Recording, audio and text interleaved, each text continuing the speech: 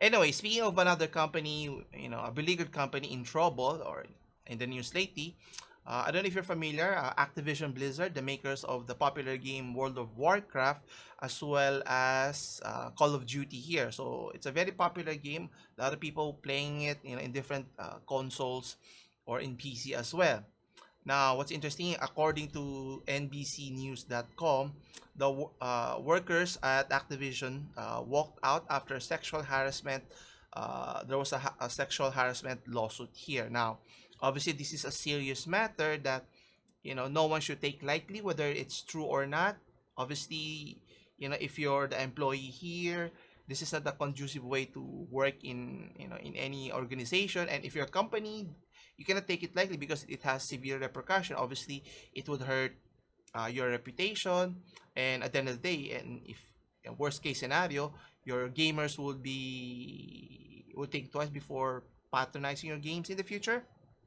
But anyway, so it all started when employees at the video game company Activision Blizzard, as mentioned, uh, stage a walkout here because of they want to demand better working conditions for women in particular and other marginalized group.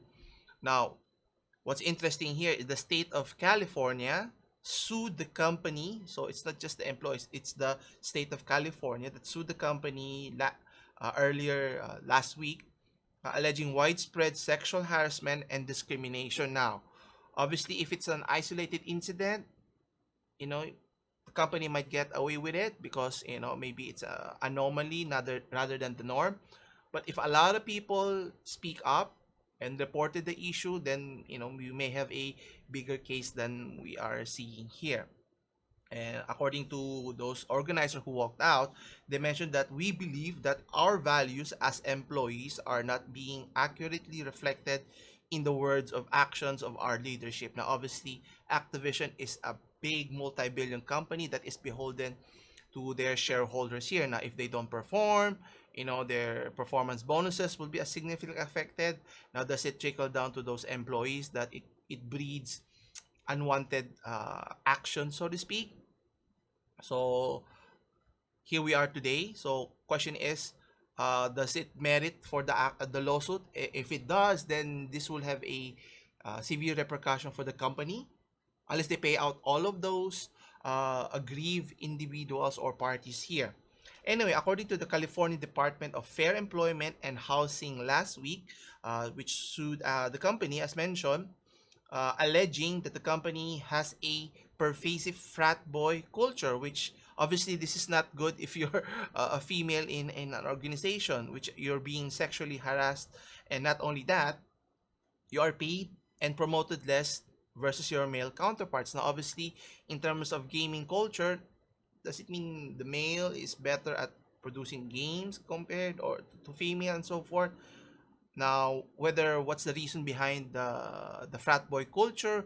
Was this anomaly in a particular department, or is it widespread in the organization? And if it's widespread, this is not just. I think top management would have seen this type of actions, and I'm sure there were some employees who complained, but were not entertained or even harassed to the point of why are you complaining because this is part of your job and so forth.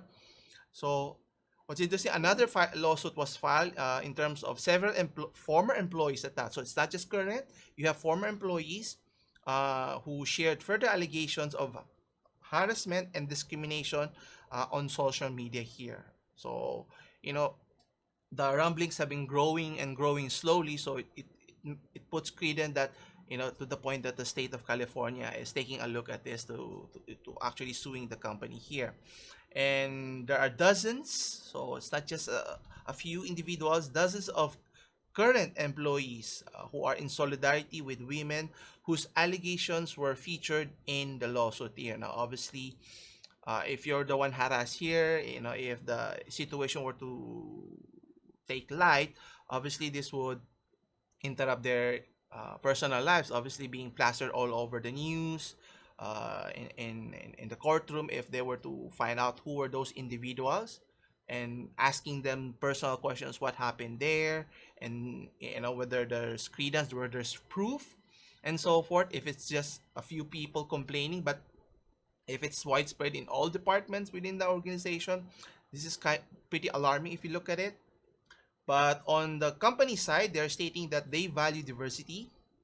They're also stating they strive foster a workplace that offers inclusivity for everyone. Now, it's all good and dandy for a PR standpoint, but the question here, how come your employees are complaining? It's not just current employees, but former employees.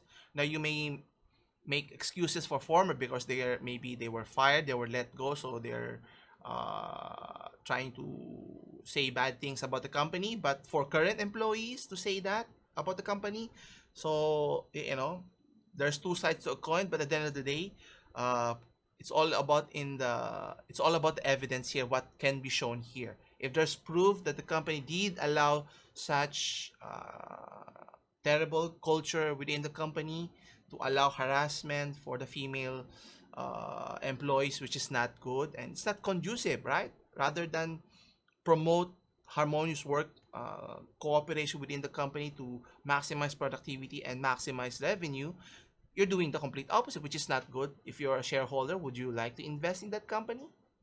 Anyway, so they go on to state that there is no place in our company or industry or any industry for sexual misconduct of or harassment of any kind. Now, obviously, a company would say that, but the question, action speaks louder than words here. So, at the end of the day, what do you do to appease your employees? Because, saying sorry is not enough unless companies change their policy, do something actionable that employees can really appreciate.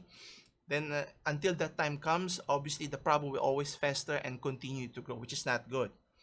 Now the company is also saying that that it is considered distorted and in many cases false, according to the description of Blizzard's past. Now, if it's in the past, then were they able to resolve it? So how come it's still permeating currently today, which is not a good sign if you're a company here. So are they doing damage control here to mitigate the issue here, or is it bigger than what we're seeing here? Anyway, so obviously the walkout is just of signs of things to come. So we'll see what happens here. And what's interesting here, the walkout was drafted of a letter condemning the company's response to the lawsuit, which more than 3,100 current and former employees have signed. So a lot of people are, not what do you call this? Are not happy with how the company is treating their employees. In this case, the female ones. So, in essence, what the organizers want are in four things. So first, obviously, is end mandatory arbitration clauses in employees' contract.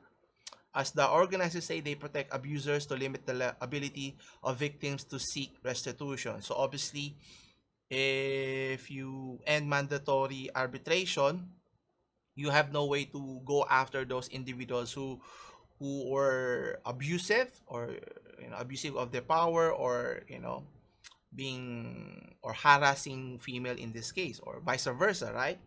Another is, or second here, is to adopt policies to improve diversity, equity, and inclusion. Actually, the only way to see it, look at their roster here, look at their profile of their employees, then you can already see, is it really diversified as the companies led on to believe, or is it primarily a particular segment, whether it's Asians, Americans, Europeans, or whatnots here. Third is publish compensation data, promotion rates, and salary ranges for employees of all genders and ethnicity. I think it's more about transparency here, right? So how does one get promoted, get hired, and get this position, and so forth and so forth. So I think communication is another. I think that's where the company is terrible doing at that. The fact that a lot of the employees are talking about it, complaining about it, and saying, and then the company does nothing about it, does not bode well for them. And finally, hire a third party to audit the company's structure and human resources department and executives. I think these are all reasonable requests, or in this case, demands already, to have a third party looking in a more objective, unbiased look, whether it's a I don't know, a third party auditor here, but rather than have internal management looking, because the internal management has not done their job to begin with, to only focus on protecting the interests of the company rather than the welfare of the employees who are supposed to help the company grow and succeed. So, it's a hot issue, a very critical issue that, if this were to let it fester, does not bode well. And obviously, if other companies look at Activision, that, you're allowing these types of behavior or bad behavior, then other companies will see, oh, maybe we can do this in other companies, which is a big no-no here.